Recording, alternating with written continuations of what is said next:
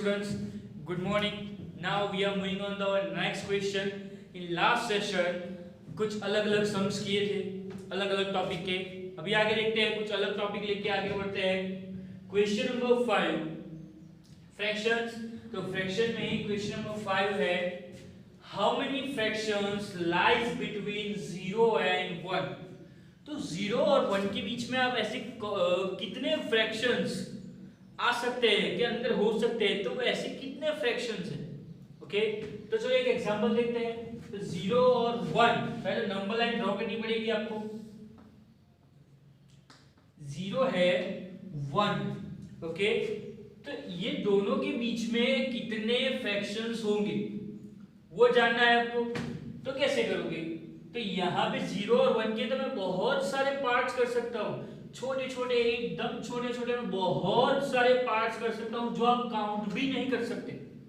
Okay, तो ये जो फ्रैक्शंस आएंगे मींस वो उसको आप काउंट ही नहीं कर पाओगे. तो आंसर क्या आएगा उसका, इनफाइनाइट. ओके, आंसर क्या आएगा उसका, इनफाइनाइट फ्रैक्शंस. कि 0 और 1 के बीच में कितने फ्रैक्शंस होंगे, इनफाइनाइट फ्रैक्शन. ओके, कि वो आप काउंट ही नहीं कर पाओगे.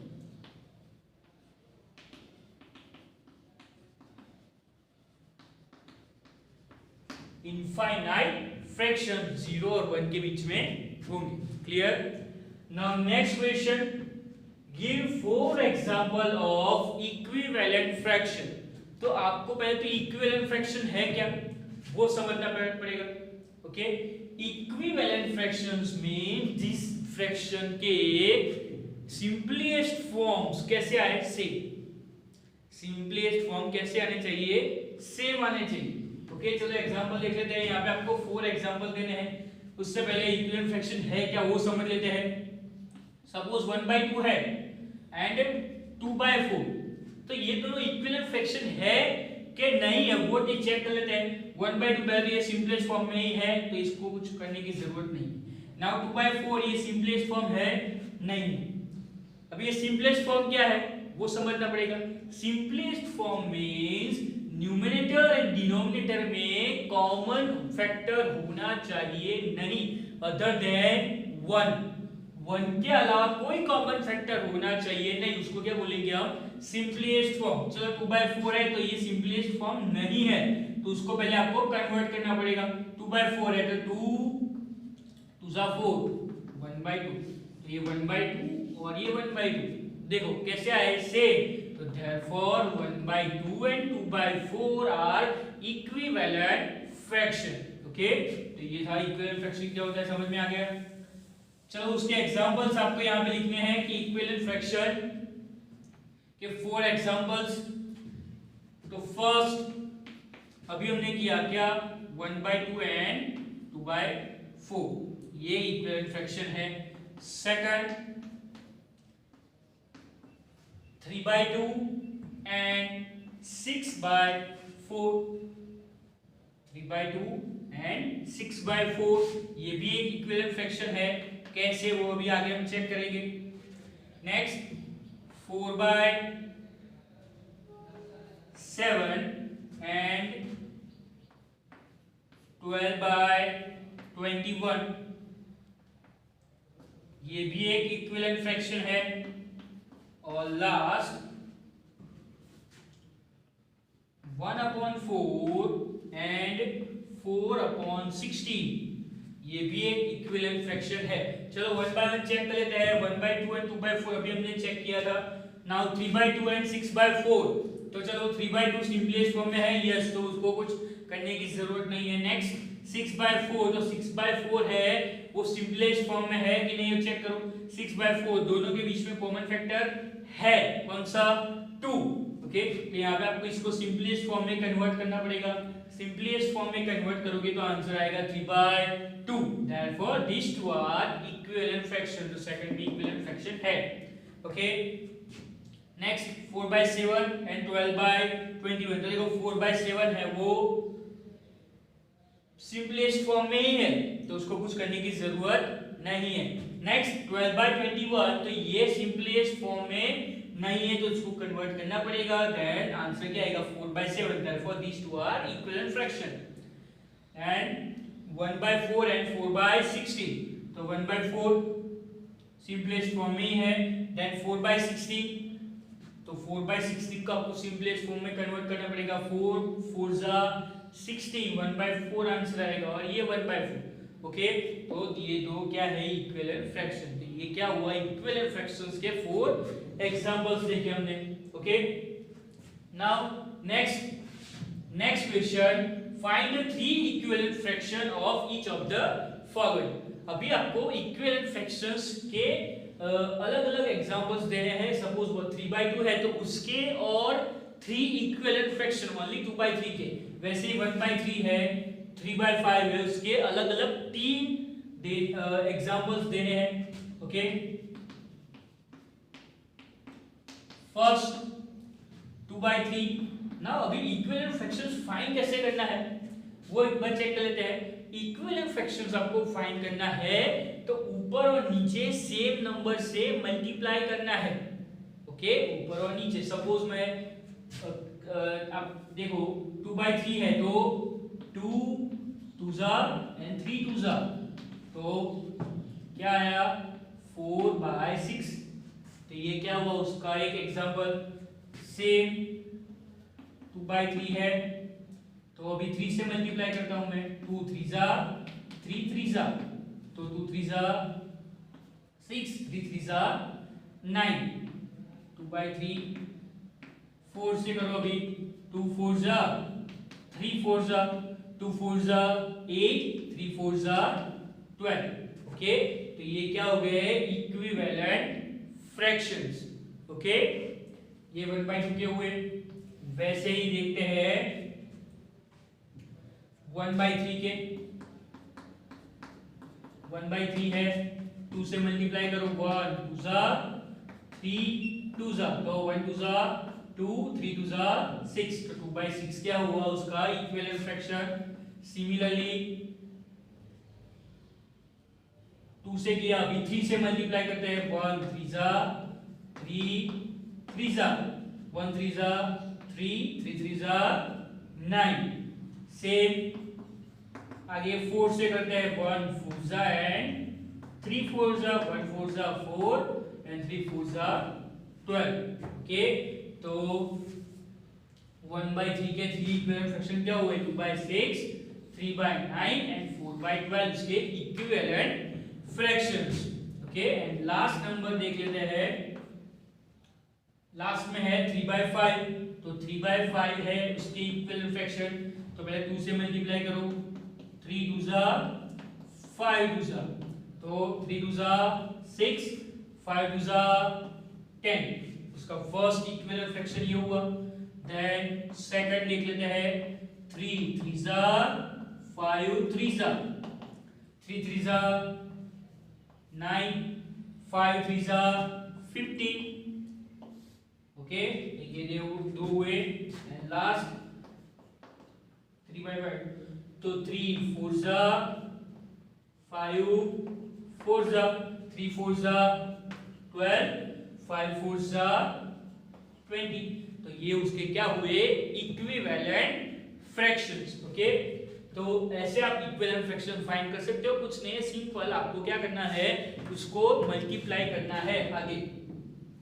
ओके, तो ये आज हमने क्या किया, हाउ फ्रैक्शंस के 0 1 के बीच में कितने फ्रैक्शंस होते हैं वो, देन उसके इक्विवेलेंट फ्रैक्शंस के एग्जांपल्स किए और इक्विवेलेंट फ्रैक्शंस फाइंड किए। ओके,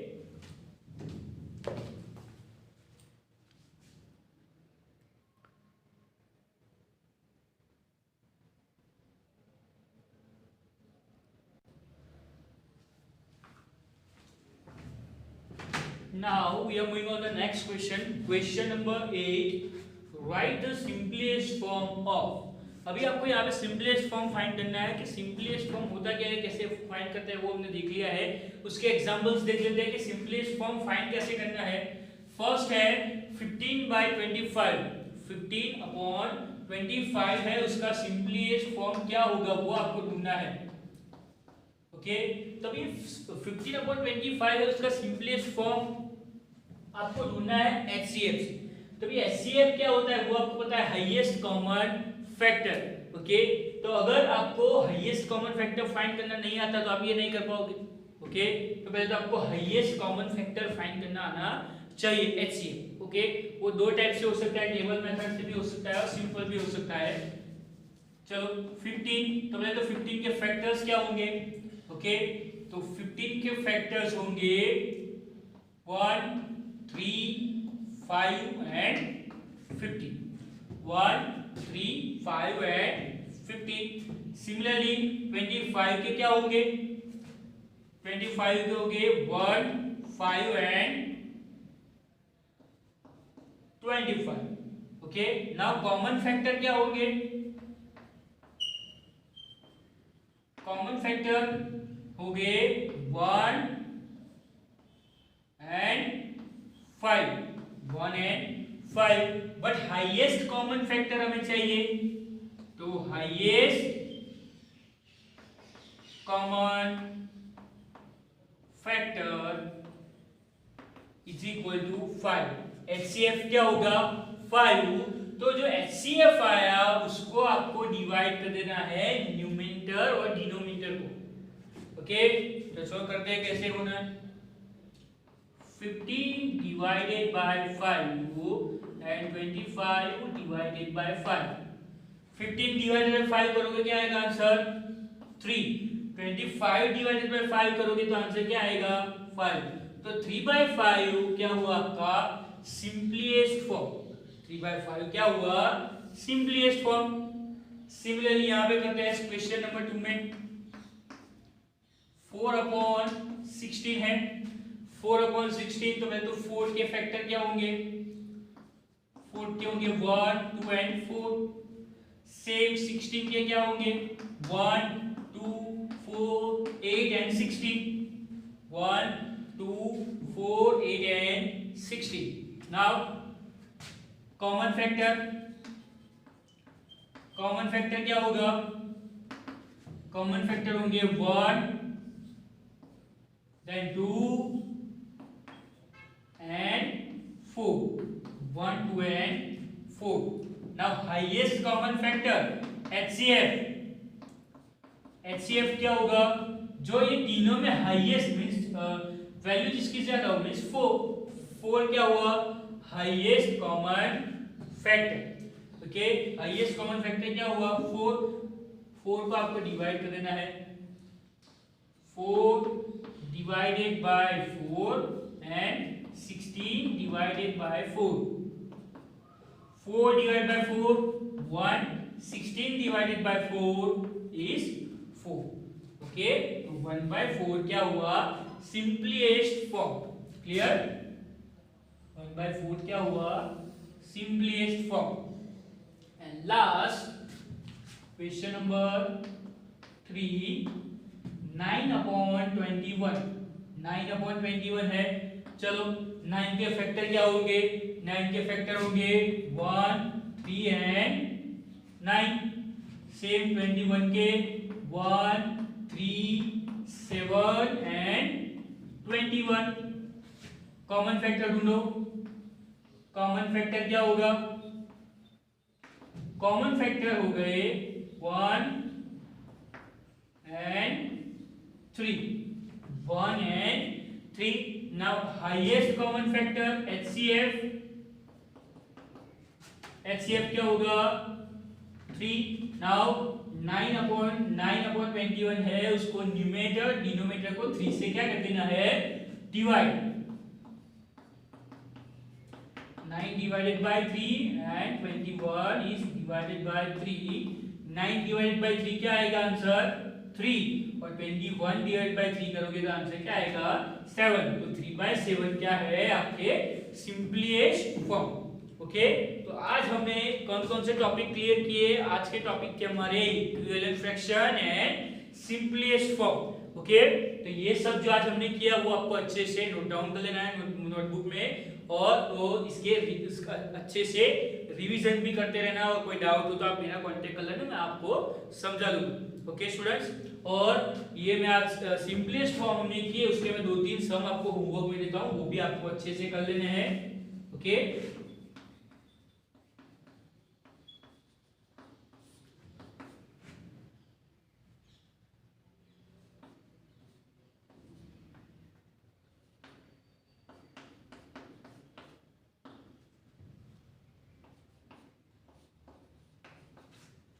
तो ये 2 सम आज आपको होमवर्क में करने हैं। ओके स्टूडेंट्स, और ये सब अच्छे से रिवाइज कर लेना और प्रैक्टिस करते रहना घर पे। ओके स्टूडेंट्स, तब तक के लिए गुड बाय, टेक केयर।